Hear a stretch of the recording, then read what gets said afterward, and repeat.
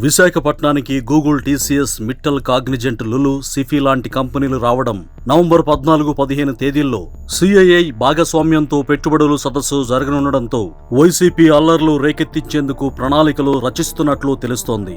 ఇందులో భాగంగా పెదవాల్తేరులోని గాంధీ సెంటర్ వద్ద 18 అడుగుల పొడవైన తెలుగుదేశం పార్టీ ఫ్లెక్సీని ప్రధాన కార్యాలయం నుంచి వచ్చిన ఆదేశాల మేరకు స్థానిక వైసీపీ శ్రేణులు ధ్వంసం చేశాయి. రవికిరణ్ రెడ్డి, తరుణ్ రెడ్డి, రాజశేఖర్ రెడ్డి, సాయి, దినేష్ అనే వ్యక్తులు తెల్లవారుజాము సమయంలో వచ్చి ఫ్లెక్సీని చించేసినట్లు పోలీసుల దర్యాప్తులో తేలింది.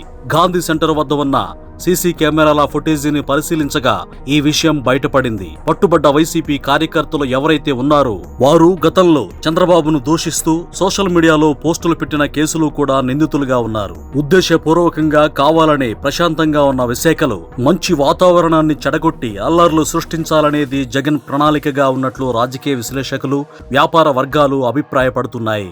సిఐఐ భాగస్వామ్యంతో జరిగే సదస్సులో ఏపీకి మరిన్ని పెట్టుబడులు వచ్చే అవకాశం స్పష్టంగా కనబడుతోంది. లోకేష్ కు, చంద్రబాబుకు మరింత పేరు వస్తే తనకు ఇబ్బంది అని భావిస్తున్న జగన్ ఈ తరహా ఘర్షణలను రేకెత్తించడానికి సిద్ధమయ్యాడని అంటున్నారు.